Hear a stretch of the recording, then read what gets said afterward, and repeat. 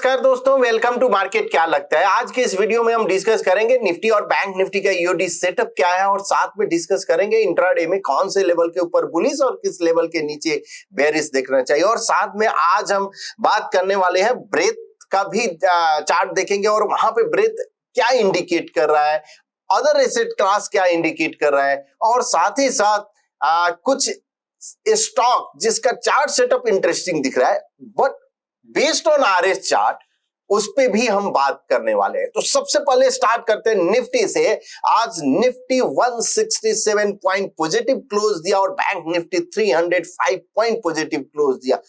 एक समय था ये नियर टू 200 पॉइंट पॉजिटिव गया था बट एक कल का अगर आप वीडियो अगर देखेंगे तो वहां पे हमने जब ब्रेथ एनालिसिस किया था, पर्टिकुलर जब ब्रेथ पे आप जाके देखेंगे वहां हमने क्या बोला था कि देखो भैया पार्टिसिपेशन स्ट्रांग है।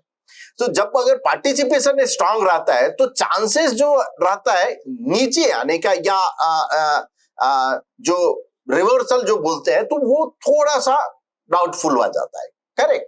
तो इसलिए ये देखना जरूरी होता है कि ब्रेथ क्या इंडिकेट कर रहा है। ब्रेथ एक अपने को हिंट देता है कि यहां से बुलिश या बेरिश किस साइड जाना चाहिए।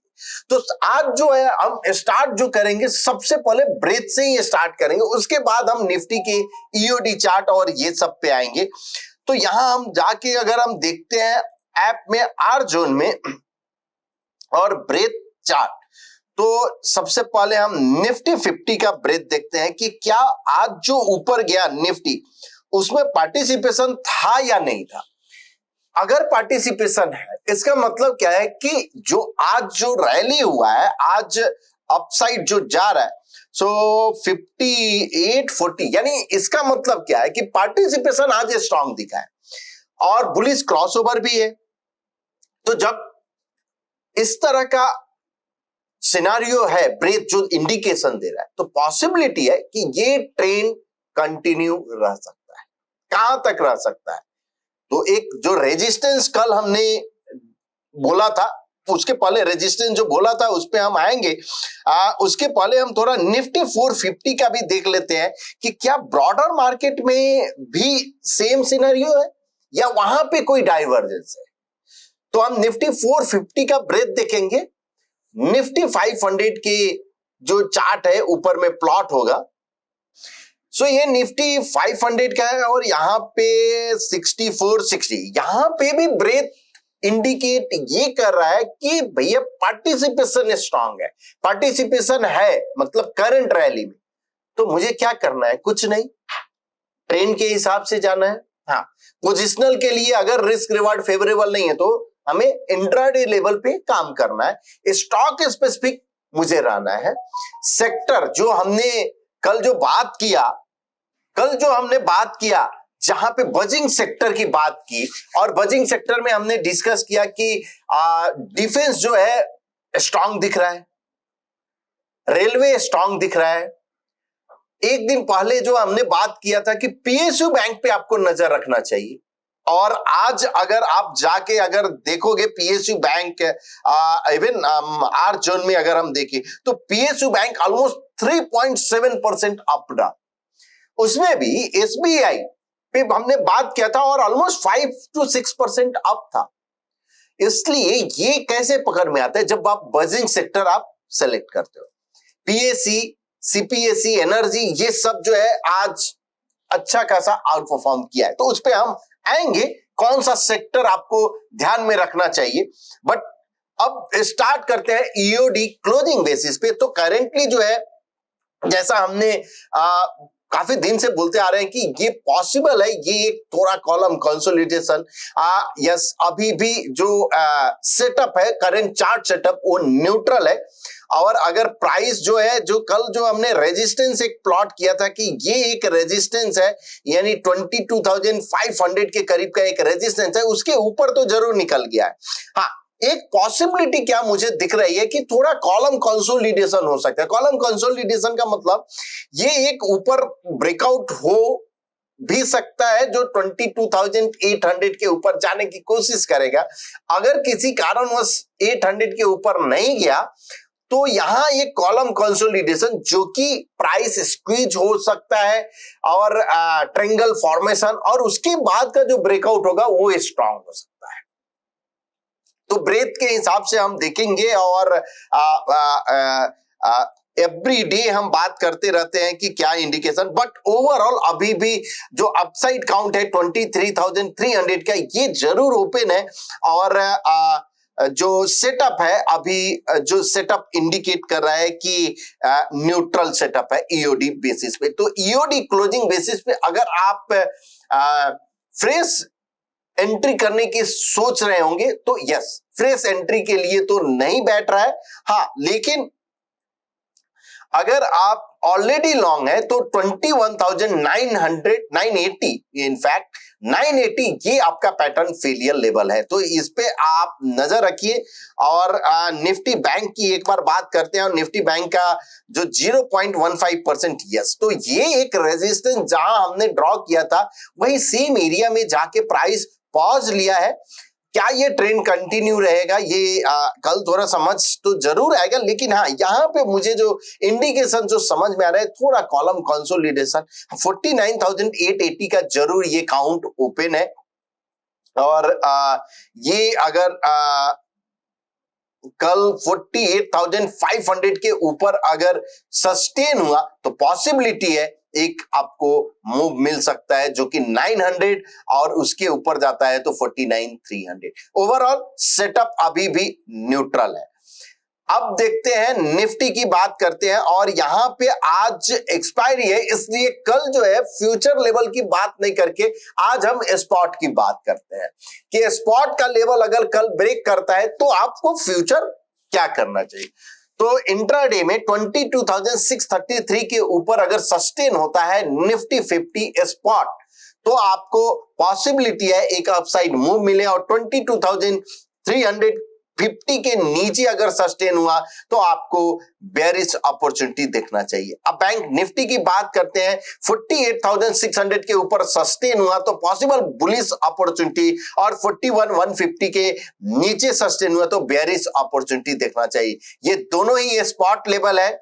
अब सेंसेक्स की बात करते हैं और सेंसेक्स में जो लेवल है 74,600 के ऊपर अगर सस्टेन हुआ तो बुलिश अपॉर्चुनिटी और 73,800 के नीचे सस्टेन हुआ तो बेयरिश अपॉर्चुनिटी देखना चाहिए और ये भी ये स्पॉट लेवल है। फिर निफ्टी यहां पे अब जो बात करते हैं फ्यूचर लेवल है, सो फ्यूचर में 21,625 के ऊपर अगर सस्टेन हुआ तो बुलिश अपॉर्चुनिटी और 21,400 के नीचे सस्टेन हुआ तो बेयरिश अपॉर्चुनिटी देखना चाहिए। अब गोल्ड की बात करते हैं और गोल्ड अभी ये sort of chips of faith जरूर दिख रहा है, लेकिन 71,400 के ऊपर अगर सस्टेन हुआ तो आपको बुलिश अपॉर्चुनिटी मिल सकता है। 70,450 के नीचे सस्टेन हुआ तो बेयरिश अपॉर्चुनिटी देखना चाहिए। सिल्वर की बात करते हैं और सिल्वर 81,100 के ऊपर अगर सस्टेन हुआ तो पॉसिबिलिटी है एक फिर से एक रैली है, एक फिर से अपसाइड आपको मूव मिले और अगर 80,300 के नीचे अगर सस्टेन हुआ तो आपको बेयरिश अपॉर्चुनिटी मिल सकता है। तो ये रहा स्टॉक का लेवल। अब देखते हैं ओआई के हिसाब से क्या इंडिकेशन है। तो यहां पे सेकेंड में क्या करते हैं और यस 23,500 23,500 ये एक कॉल ओआई सबसे ज्यादा है। मतलब लोग जो इंटरेस्ट जो दिख रहे हैं एक 22,900 पे थोड़ा है, उसके बाद 23,500 पे सीधा है। मतलब 23,500 एक मेजर सिग्निफिकेंट रेजिस्टेंस हो सकता है और डाउन साइड जो मुझे दिख रहा है 22,500 एक सिग्निफिकेंट सपोर्ट हो सकता है। तो ये ओआई के हिसाब से है। अब अदर एसेट क्लास क्या इंडिकेट कर रहा है, तो अदर एसेट क्लास में अभी यस ये अभी भी अंडर परफॉर्म कर रहा है तीनों एसेट क्लास, और जब भी अगर ये अंडर परफॉर्मेंस कंटिन्यू रहता है तो इक्विटी मार्केट के लिए ये एक अच्छा साइन रहता है, जो कि आरएस चार्ट है gold upon Nifty 50, GS composite upon Nifty 50 and USD INR upon Nifty 50। अगर ये डी स्मार्ट लाइन को ब्रेक करता है तो एक और फिर से हो सकता है इक्विटी और आउट परफॉर्म कंटिन्यू करे। अब यहां पे हम ऑल इंडेक्स अपॉन निफ्टी 50 का चार्ट देखते हैं। भले ही निफ्टी 50 ऊपर तो गया है, लेकिन स्मॉल कैप और मिड कैप मुझे जो आज जो दिख रहा है थोड़ा और आउट परफॉर्मेंस दिख रहा है यहाँ पे। क्या ये आउट परफॉर्मेंस कंटिन्यू रहेगा? देखिए, अप्रैल मंथ में ही हमने बोला कि मिड कैप स्मॉल कैप की रैली ये कंटिन्यू रहेगी, और किसके बेस पे? ये सीजनलिटी के बेस पे। और फिर से हम मई मंथ का सीजनलिटी पे बात करेंगे, लेकिन ये मंथ जैसे स्टार्ट होगा उस दिन बात करेंगे सीजनलिटी के लिए, बिकॉज मई मंथ के लिए उस दिन बात करना ठीक रहता है। अप्रैल भले ही एक्सपायरी हो गया है, एक्सपायरी क्लोजिंग हो गया है, लेकिन मंथ क्लोज नहीं हुआ है, इसलिए मई मंथ में हम बात करेंगे। फर्स्ट जो भी सेशन रहेगा उस दिन बात करेंगे। तो यहां पे भी स्मॉल कैप मिड कैप अभी भी आउट परफॉर्मेंस दिख रहा है। अब थोड़ा बजिंग सेक्टर की देख लेते हैं, बात करते हैं, और ब्रेथ में आए, ब्रेथ स्कैनर रन करते हैं, और यहां पे आज एनएससी सेक्टर अभी रन करेंगे, जिससे समझ आएगा कि जो एनएससी के जो सेक्टर है उसमें किसमें बजिंग है। अब ये शो एज चार्ट करते हैं, और यहां समझ आए सीपीएसी क्लियर बजिंग सेक्टर है, 100 ब्रेथ है। हाँ, थोड़ा हो सकता है कि कूल ऑफ हो, लेकिन जहां स्टॉक में ब्रेकआउट है उस पे आपको नजर रखना चाहिए। मुझे मेटल दिख रहा है, एक इंटरेस्टिंग मेटल मीडिया जरूर है। उसके बाद पीएसयू बैंक और रियल्टी। इसका मतलब क्या है कि मेटल, पीएसयू बैंक जो हुआ, रियल्टी हुआ और सीपीएसी, ये सब पे नजर रखना चाहिए। तो अब अगर हम किसी एक स्टॉक, किसी एक सेक्टर को पकड़ के चल सकते हैं, जैसे अगर मान लो कि हमने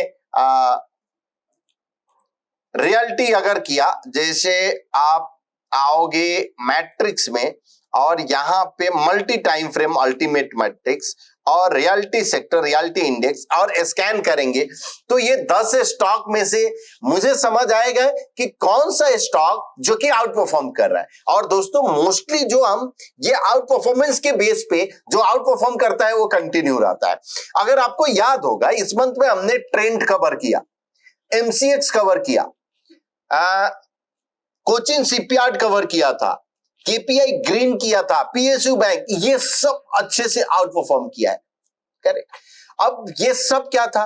कोचिन शिपयार्ड काफी दिन से हम कवर करते आ रहे हैं और आज भी कवर किए थे, जिसमें आउट परफॉर्मेंस दिखा।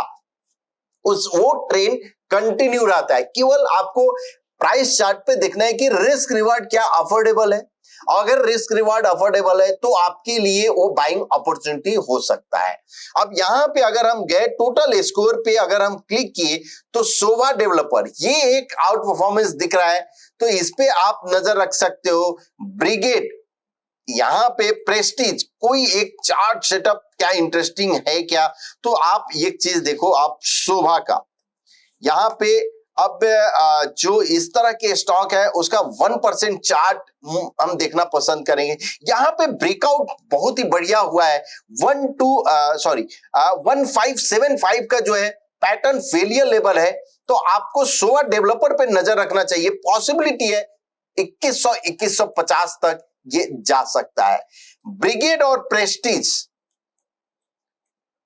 तो ब्रिगेड का देखते हैं चार्ट 1% पे। यस, यहां पे भी ये देखिए, ब्रिगेड बहुत ही बढ़िया पैटर्न फॉर्मेशन हुआ है, डायगोनल ट्रिपल टॉप फॉर्मेशन है, 100% पोल फॉलो थ्रू। रिस्क रिवार्ड के हिसाब से एक बढ़िया 1229 का अपर साइड काउंट ओपन है। पैटर्न फेलियर लेवल बिलो 968, ये एक पैटर्न फेलियर लेवल है, तो इस पे आप नजर रख सकते हो। अनदर प्रेस्टीज 1% के चार्ट पे 45 डिग्री ट्रेंड लाइन का ब्रेकआउट हुआ है। 1320 के ऊपर अगर सस्टेन हुआ यानी क्लोज हुआ तो पॉसिबिलिटी है एक अपसाइड मूव मिल सकता है, जो कि 1690 तक। Pattern failure level below 1180। तो ये सभी मीडियम टर्म चार्ट पे हमने डिस्कस किया। आगे भी गोदरेज प्रॉप है, डीएलएफ है, तो इसको अगर गोदरेज प्रॉप को देखना है, यानी जो अगर फ्यूचर के स्टॉक में अगर हम देखें तो इसके लिए 0.25% इज एनफ। 0.25% पे ब्रेकआउट अभी नहीं हुआ है, आप बोल सकते हो, बट बट ये पॉसिबिलिटी है कि यहां अगर मोमेंटम होता है तो ये ट्रेंड कंटिन्यू रह सकता है।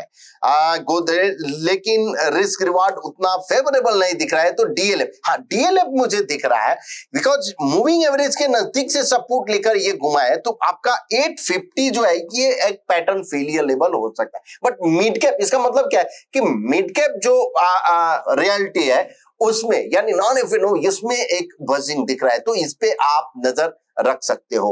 अनदर जो हमने पीएसयू बैंक तो ऑलरेडी डिस्कस किया, अब सीपीएसई की बात करते हैं और इसमें सेम सीपीएसई अगर हमने रन किया और स्कैन किया तो आई थिंक जो कोचिंग सीपीआर जो है वो आना चाहिए। देखते हैं क्या कौन कौन से स्टॉक है, और 11 स्टॉक इसमें है। इसमें से यस कोचिन शिपयार्ड है, एसजेवीएन ये स्टॉक जिसपे बीईएल, यस बीईएल बहुत ही बढ़िया मुझे दिख रहा है, तो आपको बीईएल पे नजर रखना चाहिए बिकॉज अगर शॉर्ट टर्म में भी अगर हम देखें तो ये एक ब्रेकआउट हुआ है, पैटर्न फेलियर लेवल बिलो 230 है, तो इस पे आपको नजर रखना चाहिए। एनटीपीसी पावर ग्रेड, एनटीपीसी एक समय था जो ये स्टॉक को कोई नहीं देखता था, लेकिन आज 358 ब्रेकआउट नहीं हुआ, तो वेट कर सकते हो ब्रेकआउट का। पावर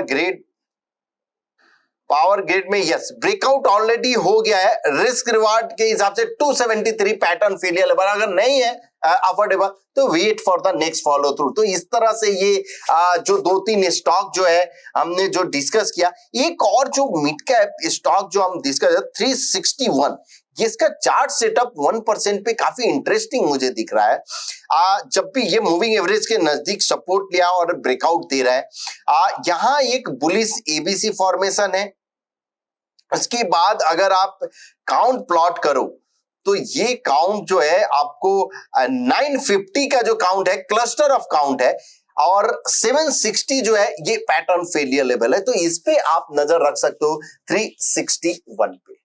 सो इस तरह से ये 2-4 स्टॉक जो हमने डिस्कस किया, सेक्टर जो डिस्कस किया जिस पे आपको नजर रखना चाहिए, ऐसे जो डिफेंस हुआ, उसके बाद रेलवे हुआ, ये सब अभी भी बजिंग में जो कल हमने डिस्कस किया। इसलिए आप एक मेथड समझिए, कोई भी एक मेथड को पकड़ के आप कंटिन्यूअस उस प्रोसेस को फॉलो कर सकते हैं, तभी जाके रिजल्ट आएगा। ऐसा नहीं कि बार बार आप चेंज करते हो और चेंज करके, तो आरएस के बेस पे आप कर सकते हो सिलेक्टर, बिकॉज क्या होता है कि मल्टीपल मेथड हो सकते हैं, कोई एक मेथड ऐसा बोलना कि कोई एक मेथड बताओ जो बढ़िया हो, नहीं, हाँ, बहुत सारे मेथड हो सकते हैं स्टॉक सिलेक्शन के, बहुत सारे तरीके हैं जो ट्रेड करने के, आपका पोजीशन साइजिंग की, तो ये सब जो है, बट कोई किसी एक मेथड को आपको कंटिन्यूअस फॉलो करना होता है। दोस्तों कल जो है हम YouTube लाइव पे इवनिंग में आने वाले हैं, जहां पे ये मार्केट क्या लगता है ये सब डिस्कस करेंगे, और साथ में आपका अगर कुछ स्टॉक्स का भी अगर रहता है या कोई भी क्वेश्चन तो उसको भी हम डिस्कस करेंगे आपके साथ। टाइमिंग हम आपको ट्वीट करेंगे, तो कल हम मिलते हैं, और होप आपको ये वीडियो पसंद आया होगा। अगर पसंद आए तो प्लीज अपने दोस्तों के बीच शेयर कीजिए, लाइक कीजिए एंड कमेंट कीजिए। Thank you so much.